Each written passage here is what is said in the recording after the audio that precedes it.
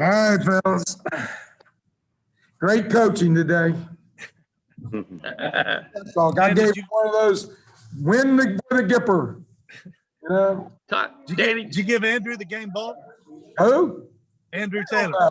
Yeah, he's got better games ahead of him.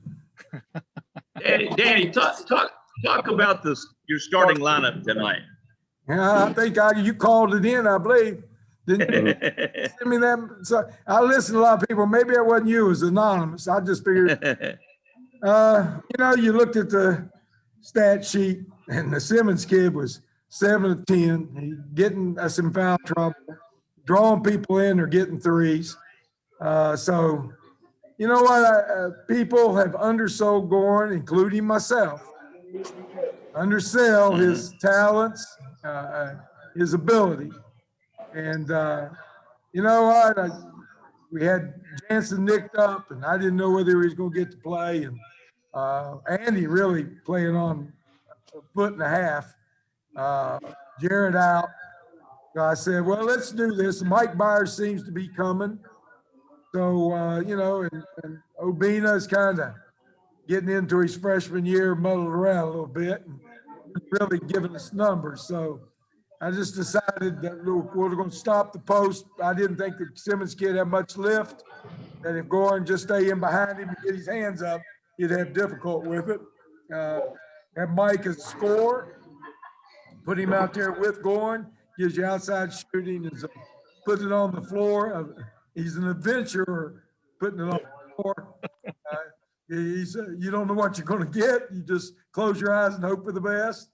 And, then Andy put the ball in Andy's hand and let him turn the throttle up. And I thought he and Tavion played well.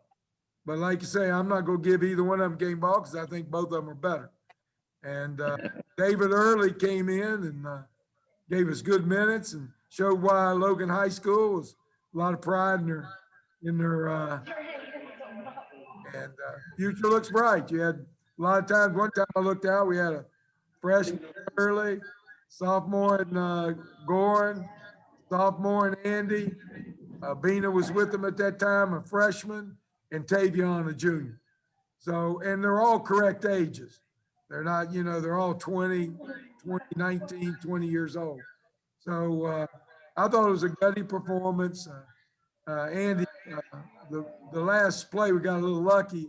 Andy was hurt, and when he tried to push off his bad foot, he fell. And the kid really got up in there and got a good look. But as my dad said, I'd rather be lucky good every time. Hey, Danny, last night, a lot of the talk was about physicality and energy. How'd you feel that your guys handled those aspects of the game today?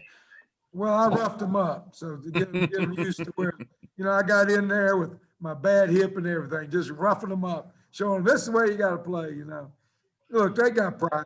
They, I think when you interviewed them after the game, all of them told you they got bullied. And I framed that. That was my coined phrase is bully ball. They got that off the Phoenix scout sheet when we were playing Carmelo in Denver. And I put up on the scout sheet, don't let Melo play bully ball. And it's all over everywhere. So, and then the term I coined was used against me. That's the worst thing that can happen. I said they play volleyball against us. So, they got pride. They're not going to get knocked down like that and stay down. So they all got up, had a lot more fight in them. I would like to know why they didn't the first night. I don't know. I for the life of me, we did everything like normal, but we are operating with human beings, all of them. And sometimes those things happen. So we're still standing. We got to keep playing and playing hard. Danny, back to Andrew. He talked about maybe hesitating a little bit earlier in the year. Tonight, I mean, he really went after. Does he give you another option in late game situations to give him the ball and let him go to work? He does, but the problem is you got too many options. So good luck. Who do you go with? You go with Tavion? You go with Jared? You go with Andy? Maybe pop Mike back for a shot? Man, you know, probably the worst thing that can happen to a coach is he has too many options, because then he starts choosing, he probably make a mistake. You know, if you have one, it's easy. Get the ball, let's go. You know, we had John, we knew where we were going, right? Hey, John, get the ball. You know, get the ball, finish us off, and then every now and then you'd say, CJ, lend him a hand. But now I got like all kinds of options, and I knew, I told the North Texas coach that Andy might be one of the best ball players we've ever had here. And he goes, I said, yeah, he is. He's being held back a little bit because he's trying to fit in with 3 other players that have a hell of a career here. And that's tough. You know, John came in, there was nobody here, so he took over.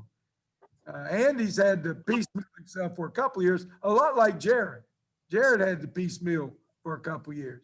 So, you know, it is what it is, but certainly you see his potential. And I think on down the road, this team will get smoother. Again, we got a good chance. We just got to go to Dallas. That's one of the best teams. You know, we got to go to Dallas and get Charlotte first.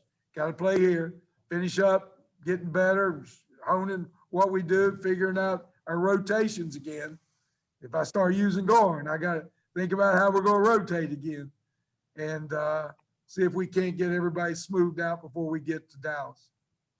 Dan, how important was Jared's leadership tonight from the bench, not on the court, but still being a good teammate and an extra voice out there? Well, that's what Jared has been since he's been here. And I think that's what makes this team fun, because he gives you his heart. He's a leader. He always has been. I recruited him not as a basketball player primarily, but as a leader. So when I watched him for 2 years, Luke Frampton was at Polka. You had Cuffy Kid at Polka, George, and some other really good, talented players. And you know what? Mark had seen the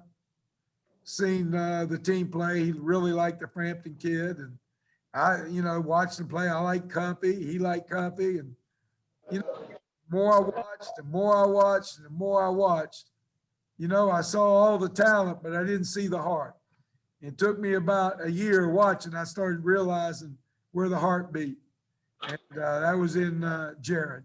And Jared's been the heart of this team for the last couple of years. And even with John, he was a secondary leader, but a leader in the heart of our team. Because every day you see his back of his tail down, getting down into the ball and playing defense and showing you how he wants to compete.